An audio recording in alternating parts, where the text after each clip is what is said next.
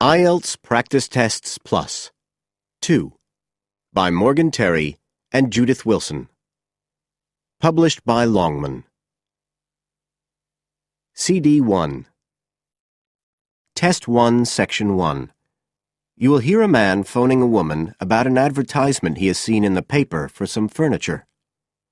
First, you have some time to look at questions 1 to 5 on page 9.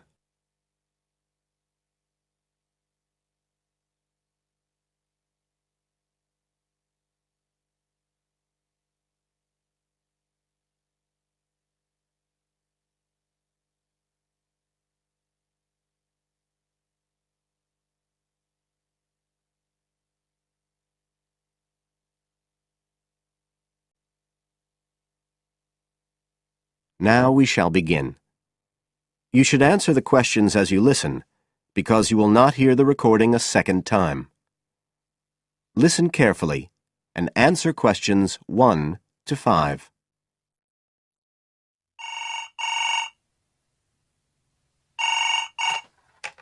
Hello?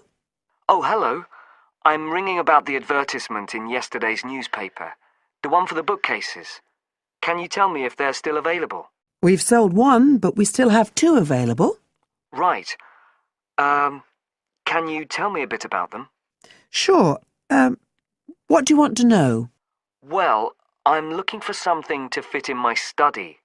Well, I'm not too worried about the height, but the width's quite important.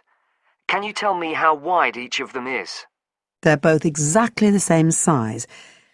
Let me see, I've got the details written down somewhere. Yes, so they're both 75 centimetres wide and 180 centimetres high. Okay, fine. That should fit in okay. And I don't want anything that looks too severe. Not made of metal, for example. I was really looking for something made of wood. That's all right. They are, both of them. So, are they both the same price as well? No, the first bookcase is quite a bit cheaper. It's just £15. We paid £60 for it just 5 years ago, so it's very good value. It's in perfectly good condition. Well, they're both in very good condition, in fact. But the first one isn't the same quality as the other one. It's a good, sturdy bookcase. It used to be in my son's room, but it could do with a fresh coat of paint. Oh, it's painted? Yes, it's cream at present. But as I say, you could easily change that if you wanted, to fit in with your colour scheme. Yes, I'd probably paint it white if I got it. Let's see, what else? How many shelves has it got? 6. 2 of them are fixed, and the other 4 are adjustable, so you can shift them up and down according to the sizes of your books. Right, fine. Well, that certainly sounds like a possibility. Before you hear the rest of the conversation, you have some time to look at questions 6 to 10 on page 9.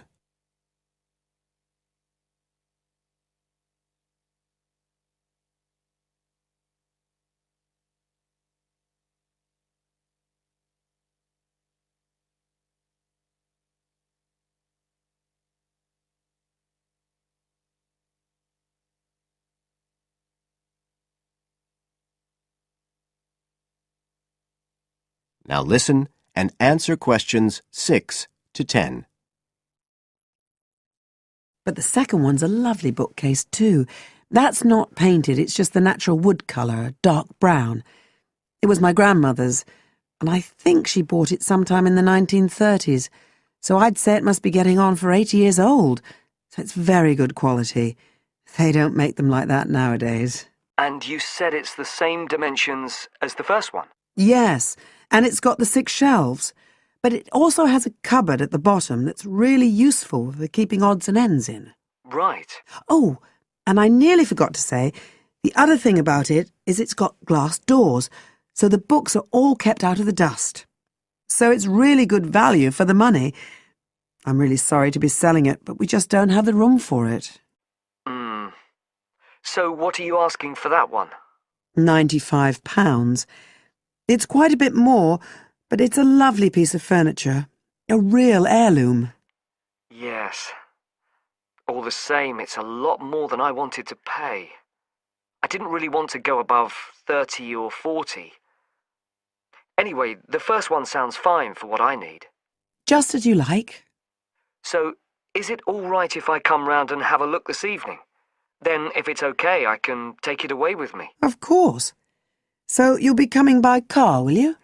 I've got a friend with a van, so I'll get him to bring me round. If you can just give me the details of where you live. Sure. I'm Mrs. Blake. Blake. That's right. And the address is 41 Oak Rise. That's in Stanton. Okay, so I'll be coming from the town centre. Can you give me an idea of where you are? Yes. You know the road that goes out towards the university? Yes. Well, you take that road and you go on till you get to a roundabout. Go straight on, then Oak Rise is the first road to the right. Out towards the university, past the roundabout, first left. First right. And we're at the end of the road. Got it. So I'll be round at about 7, if that's all right. Oh, and my name's Connor. Connor Field. Fine. I'll see you then, Connor. Goodbye. Goodbye. That is the end of section 1. You now have half a minute to check your answers.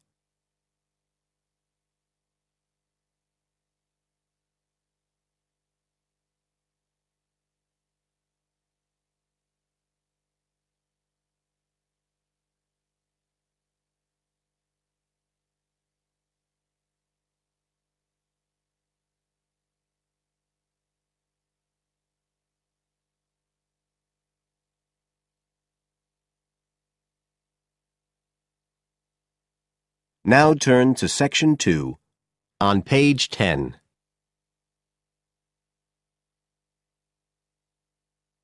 Section 2. You will hear a talk on New Zealand radio about an art sale which is being held to raise money for charity.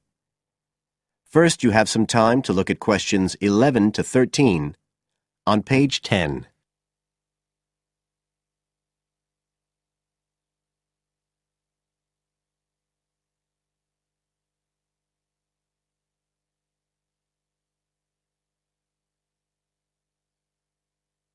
Now listen carefully and answer questions 11 to 13. One of the most anticipated art events in Christchurch is the charity art sale, organised this year by Neil Curtis. Neil, tell us all about it. Well, Diane, this looks like being the biggest art sale yet. And the best thing about it is that the money raised will all go to charity. So what you probably want to know first is where it is. Well, the pictures will be on view all this week, most of them at the Star Gallery in the shopping mall. But we have so many pictures this year that we're also showing some in the cafe next door. So do drop in and see them any day between 9 and 5.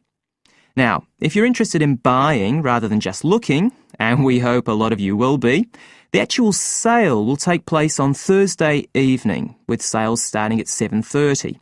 Refreshments will be available before the sale, starting at 6:30.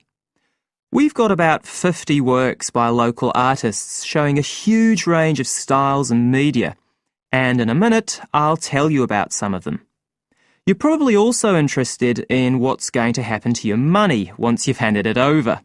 Well, all proceeds will go to support children who are disabled, both here in New Zealand and also in other countries. So you can find an original painting, support local talent, and help these children all at the same time.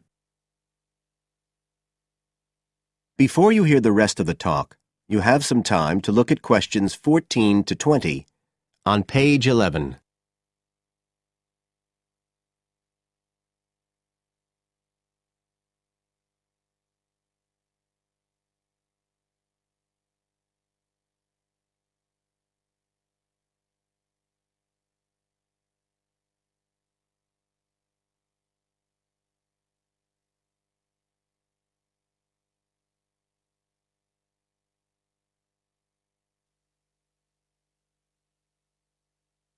Now listen and answer questions 14 to 20. Now, let me tell you a bit about some of the artists who have kindly agreed to donate their pictures to the charity art sale. One of them is Don Studley, who has a special interest in the art sale because his 5-year-old daughter was born with a serious back problem. After an operation earlier this year, she's now doing fine, but Don says he wants to offer something to help other less fortunate children. Don is totally self-taught and says he's passionate about painting. His paintings depict some of our New Zealand birds in their natural habitats. One relative newcomer to New Zealand is James Chang, who came here from Taiwan 9 years ago at the age of 56. Mr. Chang had 13 exhibitions in Taiwan before he came to live here in Christchurch, so he's a well-established artist, and art has been a lifelong passion for him. His paintings are certainly worth looking at. If you like abstract pictures with strong colour schemes, you'll love them. Natalie Stevens was born in New Zealand, but has exhibited in China, Australia and Spain. As well as being an artist, she's a website designer. She believes art should be universal, and her paintings use soft colours and a mixture of media. Most of her pictures are portraits, so watch out, some of them may even be friends of yours. And then we have Christine Shin from Korea. Christine only started to learn English 2 years ago when she arrived in New Zealand, but she's been painting professionally for over 10 years, and she sure knows how to communicate strong messages through the universal language of art. She usually works from photographs and paints delicate watercolours, which combine traditional Asian influences with New Zealand landscapes, giving a very special view of our local scenery. Well, that's all I have time to tell you now, but as well as these 4, there are many other artists whose work will be on sale, so do come along on Thursday. We accept cheques, credit cards or cash. And remember, even if you don't buy a picture, you can always make a donation. That is the end of Section 2. You now have half a minute to check your answers.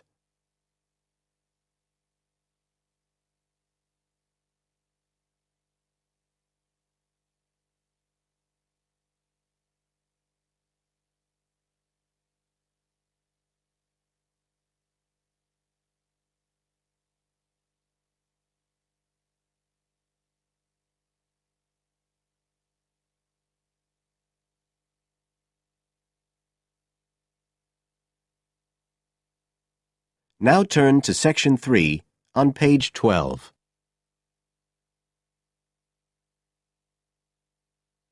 Section 3. You will hear 2 students discussing a project they have to do as part of a literature course on great books. First, you have some time to look at questions 21 to 25 on page 12.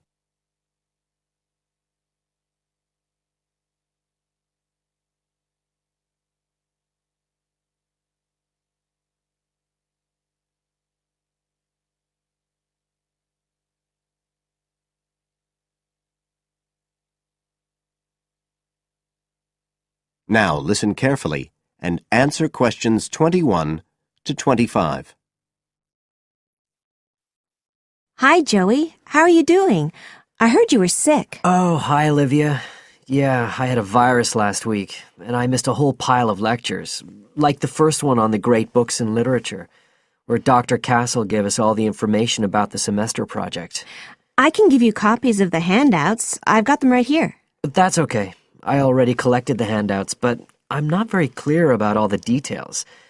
I know we each have to choose an individual author.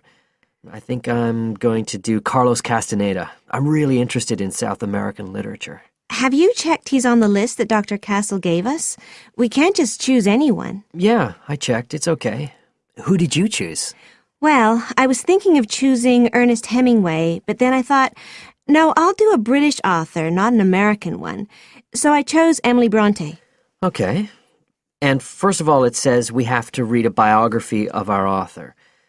I guess it's okay if we just look up information about him on the internet? No, it's got to be a full-length book. I think the minimum length's 250 pages. There's a list of biographies. Didn't you get that? Oh, right. I didn't realize we had to stick with that. So, what do we have to do when we've read the biography? Well, then we have to choose one work by the writer. Again, it's got to be something quite long. We can't just read a short story. But I guess a collection of short stories would be okay? Yes, or even a collection of poems, they said. But I think most people are doing novels. I'm going to do Wuthering Heights. I've read it before, but I really want to read it again now I've found out more about the writer. And then the video. We have to make a short video about our author and about the book. How long has it got to be? A minute. What? Like 60 seconds? We got to give all the important information about their life and the book we choose? Well, you can't do everything. I wrote it down somewhere. Yes, Dr. Castle said we had to find or write a short passage that helps to explain the author's passion for writing, why they're a writer. So we can back this up with reference to important events in the writer's life, if they're relevant. But it's up to us, really. The video's meant to portray the essence of the writer's life and the piece of writing we choose. So, when we read the biography, we have to think about what kind of person our writer is. Yes, and the historical context and so on. So for my writer, Emily Bronte, the biography gave a really strong impression of the place where she lived and the countryside around. Right. I'm beginning to get the idea. Before you hear the rest of the talk, you have some time to look at questions 26 to 30 on page 13.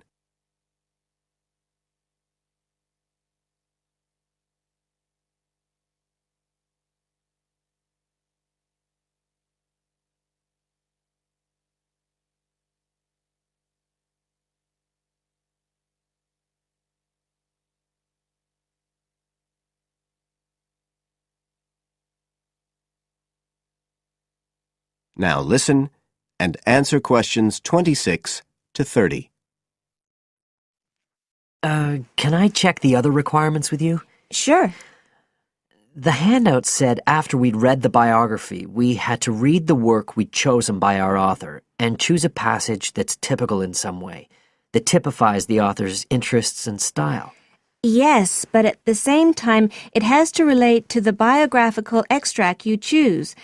There's got to be some sort of theme linking them. Okay, I'm with you. And then you have to think about the video. So are we meant to dramatize the scene we choose? I guess we could, but there's not a lot of time for that. I think it's more how we can use things like sound effects to create the atmosphere, the feeling we want. And presumably visuals as well? Yeah, of course. I mean, I suppose that's the whole point of making a video. But whatever we use has to be historically in keeping with the author. We can use things like digital image processing to do it all. So we can use any computer software we want? Sure. And it's important that we use a range, not just one software program. That's actually one of the things we're assessed on. Okay. Oh, and something else that's apparently really important is to keep track of the materials we use and to acknowledge them. Including stuff we download off the internet, presumably? Yeah, so our video has to list all the material used with details of the source in a bibliography at the end. Okay. And you were talking about assessment of the project. Did they give us the criteria? I couldn't find anything on the handout. Sure. He gave us them in the lecture.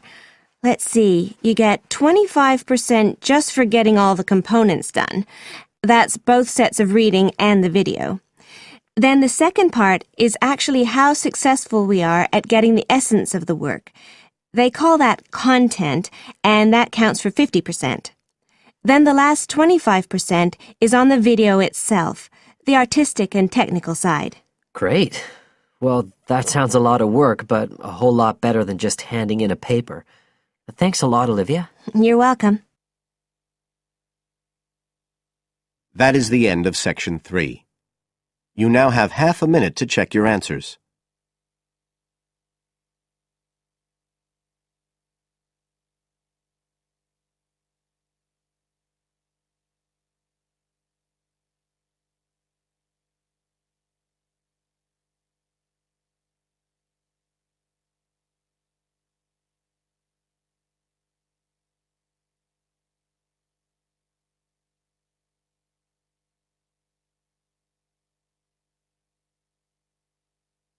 Now turn to Section 4 on page 14.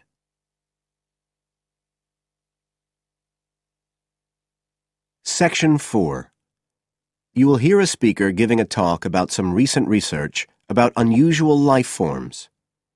First, you have some time to look at questions 31 to 40 on pages 14 and 15.